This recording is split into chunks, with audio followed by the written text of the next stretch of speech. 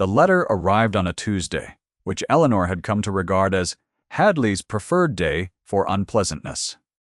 She stood at the window of the small Surrey parlor, the autumn light arriving thin and gray through the panes, and turned the sealed envelope over in her hands without opening it. The seal was pressed with a caduceus, that serpent-wound staff the physician used on all his correspondence, as though the symbol itself conferred authority. She had once found it reassuring. She did not find it reassuring now. "Another one," said Dorothy from the doorway. Eleanor set the letter on the writing desk without answer. Her hands were steady. She had been noticing them lately, in the way one notices a recovered limb, cataloguing the absence of trembling with something between relief and suspicion. The hands that had shaken so badly last spring that she had dropped her breakfast cup, that had vibrated against her own thigh during the hearing with James's solicitor. Those same hands lay flat and quiet on the desk and did not betray her. "He will want his reply by the end of the week," Dorothy said, coming into the room properly now, carrying 2 cups on a small painted tray. "He always does." "He will have one," Eleanor said, "when I am ready to give it." Dorothy set the tray on the side table and stood for a moment with a particular expression that Eleanor had learned to read over the past 3 months. It was the expression Dorothy wore when she had thought something through to a conclusion, and was deciding whether to speak it aloud. "The bottle," Dorothy said at last. Eleanor turned from the window. "The one from the last delivery," Dorothy said. "Before the new batch I kept it. I meant to return it, but I forgot, and it has been sitting in the still room for 6 weeks, and this morning I smelled it." Eleanor was very still. "It smells different," Dorothy said from this one. She reached into her apron pocket and produced a small brown glass bottle, half full of a pale amber tonic, and held it out. "This is the current bottle, the one Hadley sent in September." She set it on the writing desk beside the letter. "Come and smell it." Eleanor crossed the room. She lifted the September bottle and held it beneath her nose. It smelled of valerian root and something mineral, a slight bitterness familiar. The smell she had grown accustomed to over 18 months of the twice-daily dose. Dorothy produced the second bottle from her other pocket. This one was older, the glass somewhat dusty. She held it out. Eleanor smelled it. The difference was not dramatic.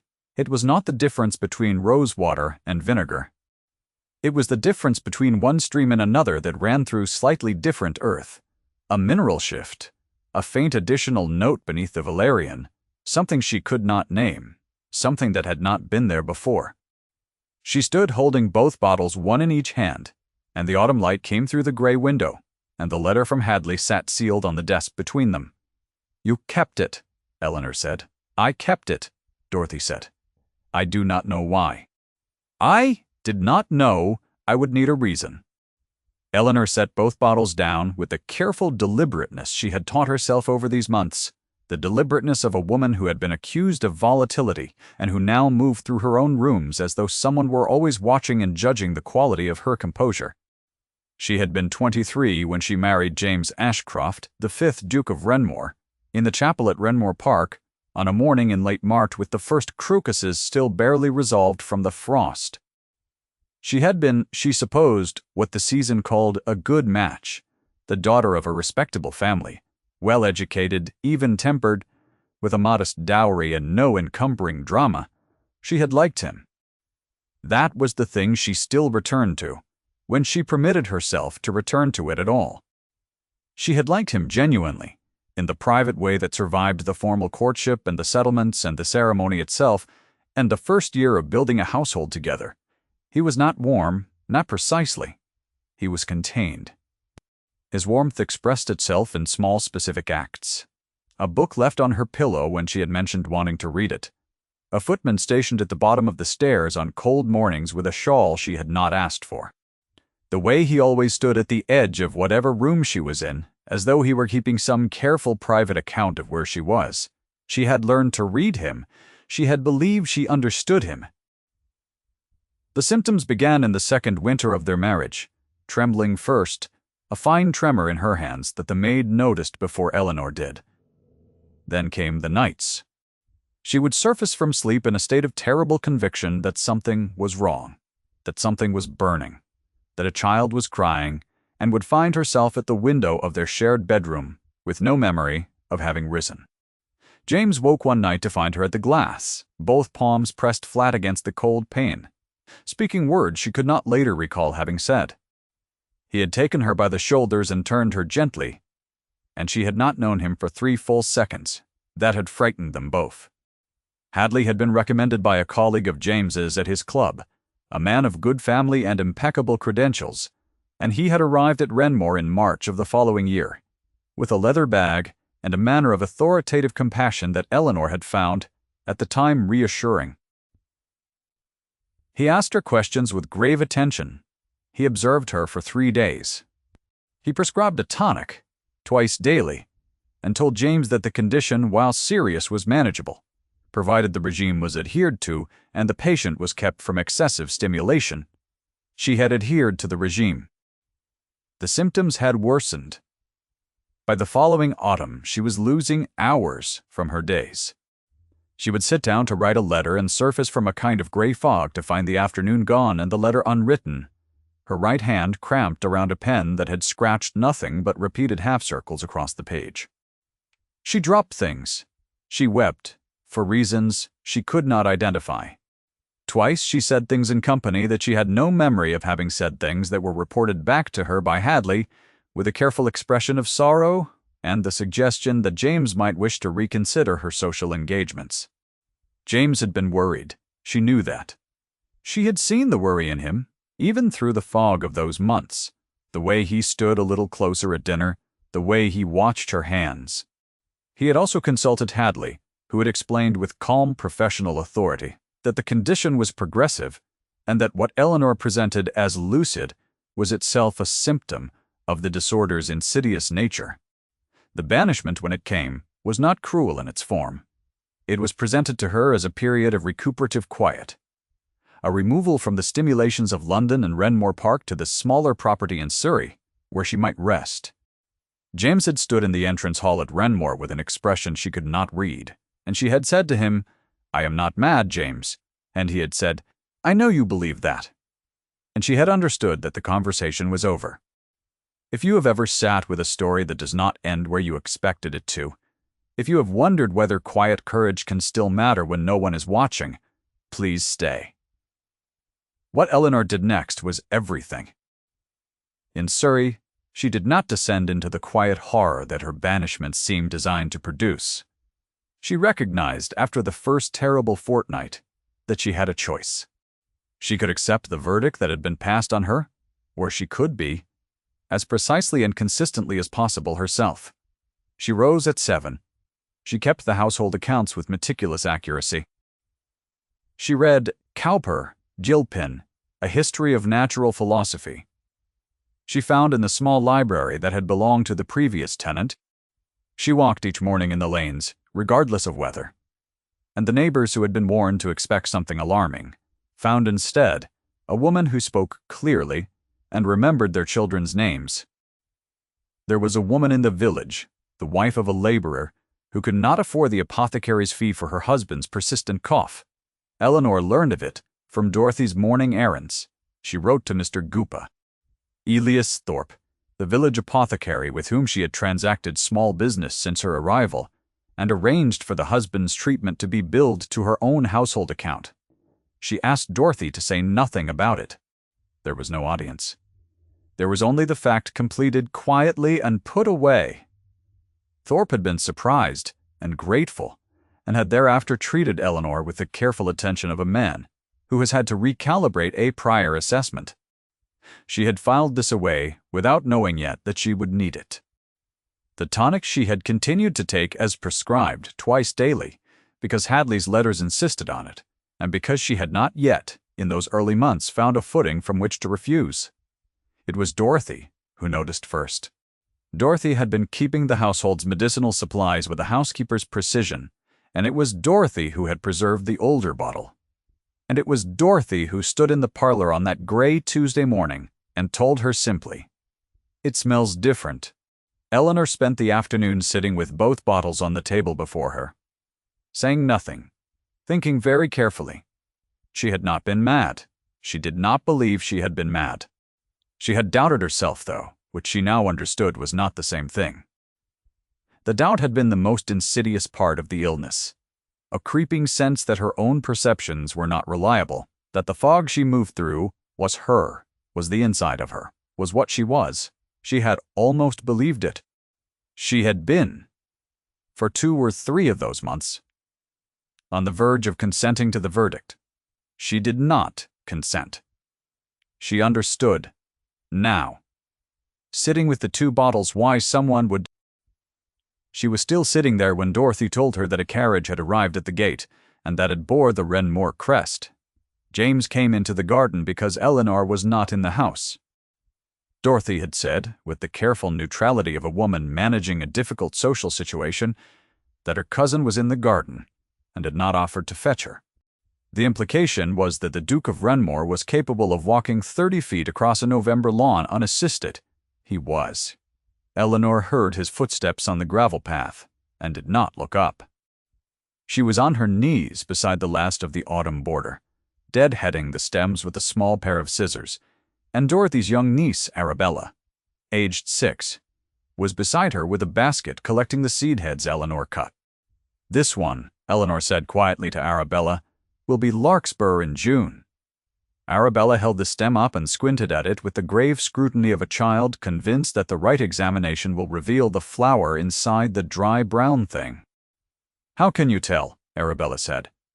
"Because I planted it in August," Eleanor said, "and I have been watching it since." She stood then because she could feel him behind her, and she would not have it said that she had refused to face him. She brushed the soil from her gloves and turned. He looked the same.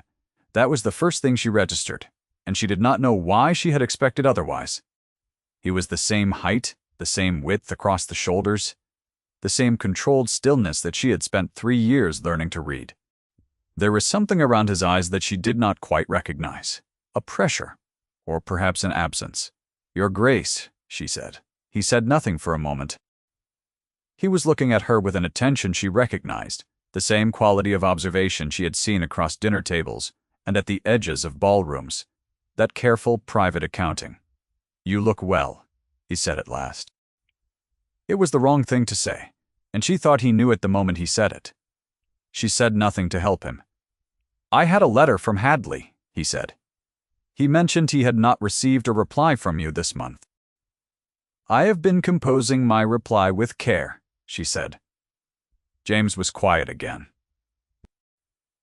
Arabella had retreated to the bench at the far edge of the garden with her basket of seed heads and was sorting them with the absorption of a child who has decided that the adults need privacy and is being tactful about providing it. "I came to see how you were," James said. "I am very well," Eleanor said. "My hands have stopped trembling. I sleep through the night. I read and walk and run the household, and I remember every conversation I have had since arriving in Surrey in August." A pause. "Shall I demonstrate?" He did not answer. "The name of Dorothy's niece," she said, "is Arabella Vane. She is 6 years of age and prefers larkspur to roses because she has told me larkspur is blue. And roses are obvious. The date today is the 14th of November. The book I am reading is a natural history of the English counties, and yesterday morning I read the chapter on Surrey's chalk downs and made notes in the margin." She held his gaze. "I am happy to continue." He had gone very still. Not the stillness of blankness or composure, but the stillness of a man who has heard something he was not prepared to hear and is in the process of deciding what it means. She watched him. She had 3 years of practice watching him, had learned to read the inventory of small signals that constituted his interior life when he declined to articulate it, the way his jaw set when he was suppressing something, the breath that came slightly differently when he was on the verge of speaking and had thought better of it, the quality of his stillness when he was performing composure, as distinct from the quality when he actually felt it. He was not performing composure. His jaw was set, His breathing was the particular shallow breath of a man standing at the edge of something and not yet certain how far down it goes. She waited, because she had also learned this autumn how to wait. "When did the trembling stop?" he said at last. Not what she had expected. Specific, though, which was characteristic. He was always specific when other men would have been general. 6 weeks ago, she said. Perhaps 7. It was gradual, and then it was simply gone. He looked at her hands. They were soil-darkened from the garden work, perfectly steady at her sides. She thought she saw something move in his expression, something that crossed it like a cloud shadow and was gone before she could be certain what it was. He was about to speak when the sound of a second carriage reached them from the lane. And Dorothy appeared at the garden door with an expression that Eleanor had learned to read as controlled alarm. "Dr. Hadley!" He was apparently already on his way when your letter arrived. "Your Grace," he says, he thought, "to accompany you." Hadley entered the garden with the confidence of a man who has long since ceased to feel that his presence requires justification. He was silver-haired, immaculately dressed, with the patient, sorrowful manner of a physician confronting a difficult case. He looked at Eleanor with something that passed on the surface for compassion. "Your Grace," he said to James, "I am glad I arrived when I did. You see her on a good day. What you witness here is what I have described to you as a lucid interval." He spoke in a low voice, designed to be intimate with James and unavoidable to Eleanor. "Please understand, she is not well. These periods of clarity are, in fact, characteristic of the disorder's most deceptive phase." Eleanor looked at Hadley. She thought of the 2 bottles on the parlor table. She thought of the smell. "I see," she said. James was looking at her. She could not tell what he saw. James Ashcroft rode back to London in weather that suited his mood, which is to say it was gray and persistent and offered no relief. He sat in the carriage with his hands on his knees and thought about Eleanor saying, "I am happy to continue," and about Hadley saying, "Please understand," as though understanding were a thing to be dispensed to James by someone with appropriate credentials. His brother Thomas had died in the 3rd year of James's life, as the Duke, and James had never fully resolved the arithmetic of it.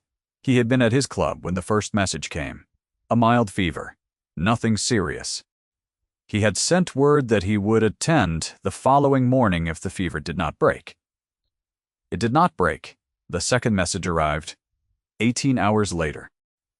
By the time he reached the house, Thomas was gone, and the physician who had been present stood in the hallway and explained with the same authoritative sorrow that Hadley had lately perfected what had occurred. James had learned from that to trust physicians. He had learned that his own judgment, when it substituted itself for proper medical authority, produced irreversible consequences. He had married Eleanor, had loved her as well as he was capable of loving. And when the symptoms began, when Hadley showed him the list of observable indicators and each one matched what he had seen with his own eyes, he had deferred again. He had told himself in the night of the banishment decision that it was for her welfare. He had told himself that Hadley was the authority, and he was not. He had sat very still in his study at Renmore, and done the arithmetic again, and concluded that he could not risk being wrong about Eleanor the way he had been wrong about Thomas, and that deferring to the physician was the responsible act of a man who had already demonstrated the cost of his own overconfidence. What he had not permitted himself to think about in the months since the banishment was whether Eleanor had known what she was saying when she had stood in the entrance hall at Renmore and told him she was not mad. He had taken her words and weighed them against Hadley's evidence and found them insufficient, and he had understood, in some abstract medical sense that Hadley had supplied, that this was what people in her condition said, that they did not know, that the conviction of clarity was itself a symptom. He had needed that to be true. He had understood, sitting in his study at Renmore on the night of the decision, that he needed the physician to be right, because if the physician was wrong, then he himself had done something that could not be undone, something Thomas could have told him about. Something about the cost of deferring to authority when the person you were deferring about was sitting in front of you with their hands steady and their eyes clear and telling you she was not mad. Thomas had not been able to tell him anything. That was the point. That had always been the point. He had arrived at the house, and Thomas was gone, and the physician had stood in the hallway looking sorrowful, and James had understood that the rest of his life would have to accommodate this subtraction. He did not think about this as he rode back from Surrey. He thought about her hands on the shears. He thought about her voice, level, precise. Naming a book, he thought about the child who squinted at the larkspur stem. He was thinking this when he arrived at Grosvenor Square and found his secretary, Briggs, waiting in the entrance hall with a letter. The letter was from Lord Crispin Vane, Eleanor's uncle, and attached to it was a document described as a witness attestation, signed by two names James did not recognize, affirming that the Duchess of Renmore had, during the month of October, exhibited behavior consistent with a deteriorating condition, and that in the opinion of both witnesses, the situation presented a danger to herself and to those in her care. The accompanying note from Hadley, in his careful physician's hand, stated that the attestation confirmed what he had been reporting to James for several months. The secretary read the words aloud. The attestation from two witnesses confirms she is not well and presents a danger to herself. James looked at the document for a long time. He thought about her hands in the garden, still on the shears. He thought about her voice naming the book she had read and the margin notes she had made. He thought about the child with the basket of seed heads squinting at the dry stem and Eleanor saying, "I've been watching it since August." He set the document on his desk and did not sign the papers Briggs had placed beside it. Eleanor had once told James, in the first year of their marriage, that the only thing she truly could not manage was waiting without the use of her hands. She had told him this by way of explaining why she always had needlework at the ready in the drawing room, and James had filed it away in the careful private account he kept of her, and she had forgotten she had told him. She had not forgotten what she knew about herself. She could not manage waiting without the use of her hands, and so she used them. Thorpe, the morning after James's visit, before Hadley's second letter arrived, before she knew about Vane's attestation, she wrote to Thorpe because she had two bottles that smelled differently, and she needed someone to tell her what was in each of them, and Thorpe was a man of exactness, whom she had cause to believe was honest. She asked him to examine the contents of both bottles and tell her what he found, and she asked him to write his findings down and seal them with his own seal. She did not tell him why. She told him only that it was a matter of some importance and that she trusted his discretion. Thorpe replied the next morning. He must have worked through the night. His letter was 3 pages, precise and slightly breathless in the way of a man who has found something he had not expected to find. The first bottle, the September delivery, contained valerian root in standard preparation. He listed the mineral compounds. He listed the additional note beneath them, laudanum, at a concentration he described as not therapeutic, but not immediately dangerous at small sustained doses, sufficient over a period of 18 months to produce in a susceptible patient precisely the symptoms she had exhibited: trembling extremities, disordered sleep, episodes of confused speech, and periods of dissociation. The second bottle, the older one, contained valerian root in standard preparation. No laudanum, no additional compound. Nothing that would produce any symptom whatsoever. Eleanor read the letter twice. She set it flat on the writing desk and pressed both hands against it and breathed. Then she went to find Dorothy. Dorothy, who had spent 3 months watching her cousin manage the near impossible, with the quiet discipline of a woman who had decided not to be destroyed, read the letter, set it down, and said only one thing. "Tell me what you need me to do." What Eleanor needed was for someone to carry the older bottle and Thorpe's letter to London without Hadley knowing, and to deliver them not to James first, who was a man currently in possession of a false attestation, and whose judgment was not at this moment the most reliable instrument available, but to the Dowager Duchess Margaret Ashcroft. Eleanor had not always had cause to respect her mother-in-law. The Dowager was a woman of considerable pride, of the kind that had been fed and managed across 40 years of social authority, and she had supported Eleanor's banishment because Hadley had shown her the same documents he had shown James, and she too had believed them. Eleanor understood something about the Dowager, however, that James perhaps did not. She was not cruel, precisely. And she was not foolish. She was a woman whose system of beliefs was organized around order and correctness. And if it could be shown to her that she had been deceived, the correction would be as complete and rigorous as the original error. Eleanor followed Dorothy to London by the afternoon coach, carrying Thorpe's second letter and the September bottle.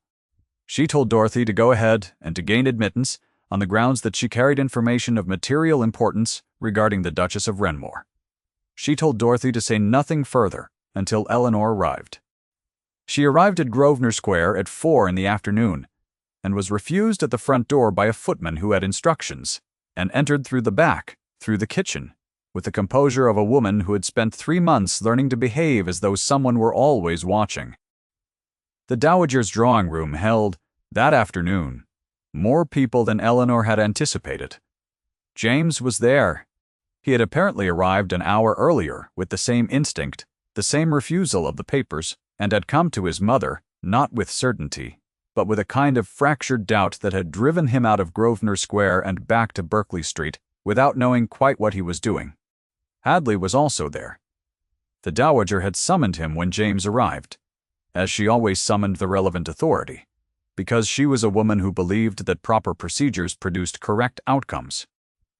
Hadley stood near the fireplace with his leather bag, composed as always, silver-haired, with that sorrowful, compassionate expression arranged carefully on his face. Lord Crispin Vane was not present, but the solicitor, who handled the Renmore estate business, Mr. Cornelius Hatch, was, because James had brought him, and Hatch had the kind of face that conveyed professional neutrality and concealed professional attention of the sharpest possible sort. Eleanor came into the room, and Hadley's composure faltered by perhaps a quarter inch. The Dowager looked at her with the measuring gaze Eleanor remembered from the early years of her marriage, a comprehensive assessment conducted at speed.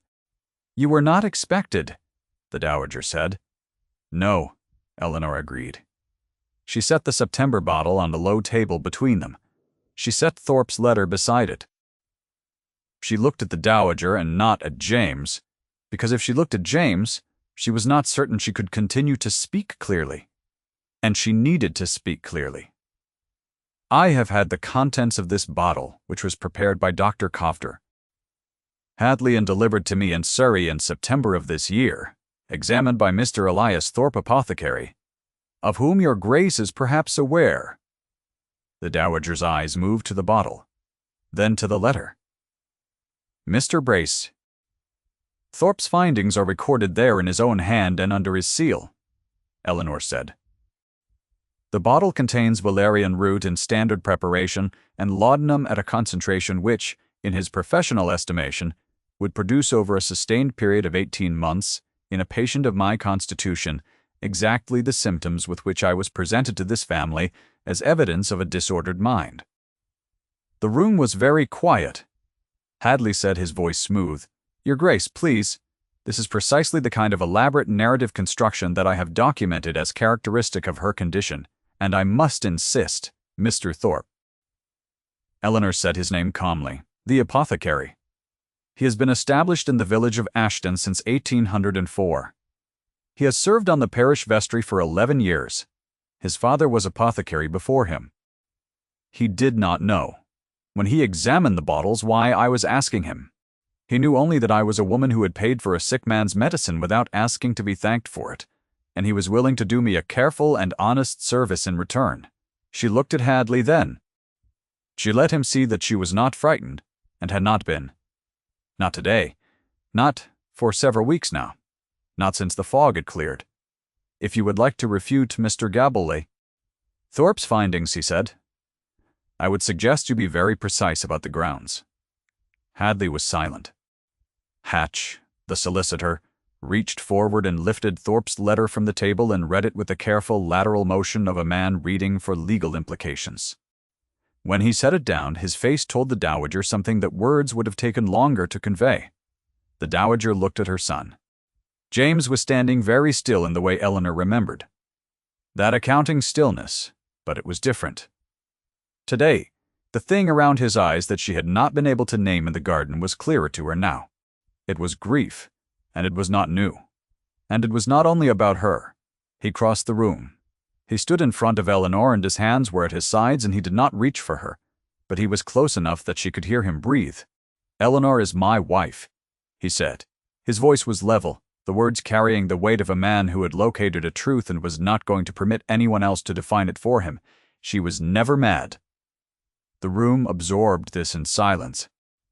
The dowager's fan, which she had been holding closed in her hand, unclosed and then stilled.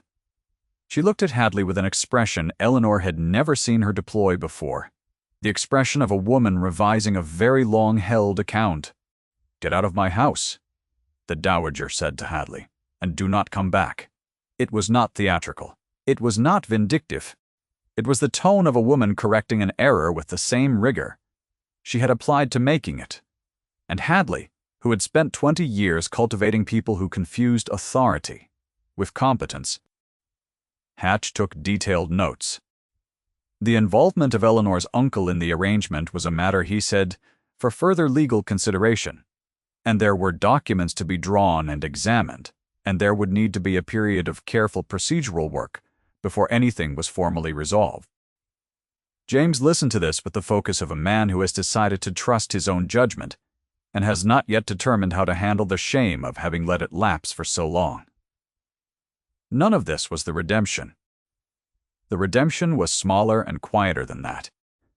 It was James standing in the drawing room after Hatch had gone over the papers and the dowager had withdrawn with the compressed propriety of a woman who needed a private hour to reconcile herself to the afternoon, standing with Eleanor in the near dark of 4:30 in November, the fire going low.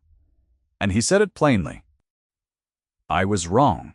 I will not ask you to say that it is all right, because it is not. I will only tell you that I was wrong, and that I will not ask you to return to Renmore before you are ready, and that if you never wish to return I will understand that too." He reached out and took her hand. Not her glove. Her hand, bare at the wrist, where the glove ended. She felt the warmth of it, the particular weight of a hand that was familiar and had been absent, and she did not pull away and she did not press forward, and she stood very still in the way she had learned this autumn to stand. When she wanted to be certain she was actually experiencing what she thought she was experiencing, the fog was gone. She knew that now, with a certainty she had not had in March, or in April, or in the long gray September. The fog had not been her. It had been introduced as methodically as one introduces a foreign substance into a system to study its disruption. And it had been cleared now by the simple brute fact of 2 weeks without the altered tonic in her blood. She was herself. She had been herself the entire time, in some buried room below the symptoms, and the room had not collapsed, only grown very quiet, very still, waiting. James's hand was warm at her wrist. She could feel his pulse where his fingers rested against her skin. She thought about the 2 months she had spent, almost believing she was lost. She thought about the larkspur she had planted, and was watching. She thought about Arabella with the seed heads in the basket, squinting at a dry brown stem for the blue flower inside it. "I will come back," she said. "Give me a fortnight." She returned to Renmore on a Friday in early December, with Dorothy beside her in the carriage and the small brown bottle wrapped in cloth in her traveling bag. The older bottle, the clean one, the one that had been what it said it was and smelled of nothing but valerian, and the memory of her own unclouded mind. James was in the entrance hall when she arrived, which she had not expected. The house had been opened and aired, which she had expected, but James standing at the foot of the stairs in the late afternoon light, with his coat still on and his hat not yet removed, as though he had been waiting and had not permitted himself to sit, that she had not expected. "The rooms at the East End have a better fire," he said. "I had them prepared if you preferred." "I prefer the south rooms," she said. "I always preferred them." "Then they are ready," he said. He did not say more than that. She did not expect more than that. She understood by now how he expressed himself in the interior of things. Dorothy unpacked while Eleanor stood at the south window and looked at the December park, the bare trees, and the pale light, and the long grass that would need attending in the spring. The small brown bottle she unwrapped herself and set on the mantelpiece of her own sitting room, the good bottle, the clean bottle, the one that had started it all. She set it at the center and stepped back. It was not a trophy. It was not a monument to what had been done to her. It was only the fact of it. The thing she had held in her hands on a gray Tuesday morning when Dorothy had said those 4 words and the world had begun to turn again on its correct axis. Eleanor spent her first evening at Renmore doing nothing in particular, which was itself a kind of abundance. She walked the downstairs rooms in the late afternoon, reacquainting herself with the dimensions of things, the width of the corridor between the morning room and the library, the sound the third stair made, the quality of the draught that came under the north-facing door in December. She had lived in this house for 3 years, and she had thought about it, in Surrey, the way one thinks about a home one is not certain of having, in inventory, in listed rooms, in the specific weight of particular objects. The library she had missed most. She stood in the doorway for a long moment without going in. The way one sometimes stands at the threshold of something recovered, wanting to sustain the moment of reunion before it becomes ordinary again. Then she went in.